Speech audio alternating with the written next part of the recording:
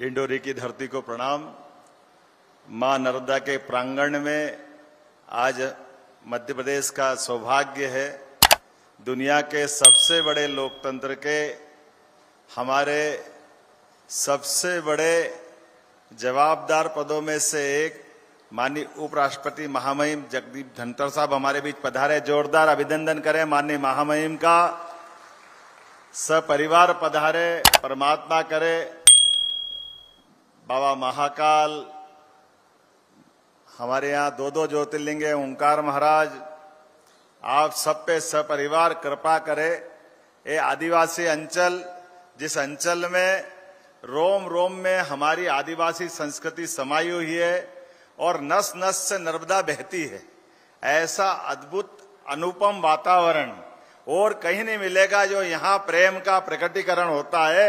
हम सब ये बात सत्य है कि आधुनिक आर्थिक जगत में थोड़े से कमजोर जरूर हो सकते हैं, लेकिन अपने मन की उदारता से, अपने मन के भाव प्रभाव से, जीवन शैली से इतने अमीर दुनिया में कहीं नहीं पाए जाते जो डिंडोरी और ये हमारे पूरे अंचल में पाए जाते हैं। मैं आप सबको प्रणाम करता हूं, वंदन करता हूं, अभिनंदन करता हूं।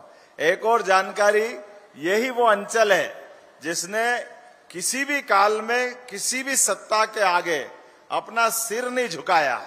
इस देश की स्वतंत्रता के संघर्ष में अगर गौरवशाली पृष्ठ लिखा जाएगा तो यह हमारा आदिवासी अंचल डिंडोरी, मंडला, बालाघाट, जबलपुर, जो मुगल के सबसे बड़े प्रभावी शासक अकबर को भी टक्कर देकर के एक बार नहीं 3-3 बार हराने की हिम्मत अगर किसी ने की है तो हमारी इस संस्कृति के आदिवासी अंचल के माध्यम से हुई है।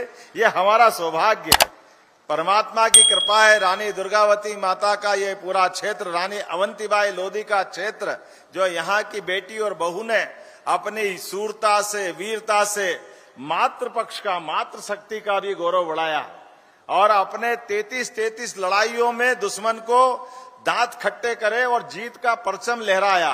और कोई कारण से आखिरी युद्ध में अगर लगा के उनको प्राणांत हो जाएगा तो अपने शरीर का अंत बजाय किसी दुश्मन के हाथ में पकड़ करके बंदी बनने के, उन्हें कहे मैं जीते जी लड़ूंगी, जीते जी भारत के स्वतंत्र भारत में रहूंगी और कोई कारण से शरीर छूटा तो शरीर तो अगला फिर धारण करूंगी, लेकिन आत्मा को गुलाम नहीं बनाने दूंगी। यह संकल्प हमारी रानी दुर्गावती का है।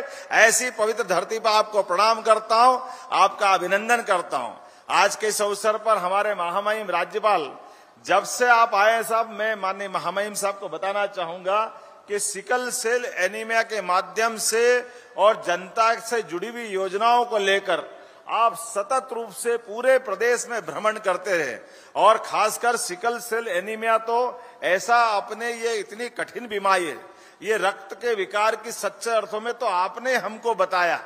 ये हमारे 89 ब्लॉक, 89 ब्लॉक में आज का ये कार्यक्रम भी लगभग हम 20 से ज्यादा जगह पर लाइव प्रसारित कर रहे हैं और इसके माध्यम से माननीय महामहिम उपराष्ट्रपति महोदय पधारे हैं तो आपके माध्यम से अलग जगेगा कि इस बीमारी को घर घर तक हम ढूंढ करके योग्य प्रकार से ट्रीटमेंट कराएंगे, योग्य प्रकार से निवारण कराएंगे और समाज की इस धारा में जो कठिनाइयां है उसको दूर करने का प्रयास करेंगे।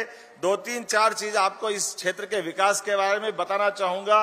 हमारी सरकार बनने के बाद हमने इस अंचल को सम्मान देने के लिए सबसे पहले अगर कैबिनेट अगर की है तो गोंडवाना अपनी इस राजधानी जबलपुर के अंदर की थी, जिसके माध्यम से रानी दुर्गावती और रानी अवंतीबाई को समर्पित हमने कैबिनेट की थी, जिसके माध्यम से सम्मान दिया कि हमारे अपने इस अंचल से इस सरकार का सरोकार सदैव रहेगा।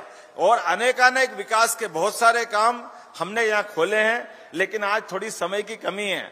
आज माननीय महामहिम उपराष्ट्रपति महोदय को और महामहिम राज्यपाल साहब को हम सुनना चाहेंगे, सारी बातें वो कहेंगे, लेकिन आज सिकल सेल एनीमिया के माध्यम से हेल्थ डिपार्टमेंट ने जो शिविर लगाया है और बाकी सुविधाएं जो हम जुटाते जा रहे हैं, हमारी सरकार पूरी ताकत के साथ जैसा जैसा यहाँ की आवश्यकता रहेगी पूरी मदद करते हुए आप सबके साथ खड़ी रहेगी। मैं अपनी ओर से इस अच्छा आयोजन की एक बार फिर बधाई देता हूं और एक बार फिर महामहिम राष्ट्रपति जी को यहाँ के बाद मध्य प्रदेश की और यात्रा आपकी बाकी है। आपका बहुपक्षी अलग अलग प्रकार का व्यक्तित्व है जिसके माध्यम से जुडिशली, धार्मिक, किसानी, आपके इतने प्रकार के लिए हमारे अपने प्रदेश में आयाम है कि मैं आपका प्रत्येक जगह इंतजार करूंगा और आपका स्नेह आशीर्वाद हमको मिलेगा। इस आकांक्षा के साथ मेरा अपना स्वागत भाषण समाप्त करता हूं। बहुत बहुत धन्यवाद। भारत माता की।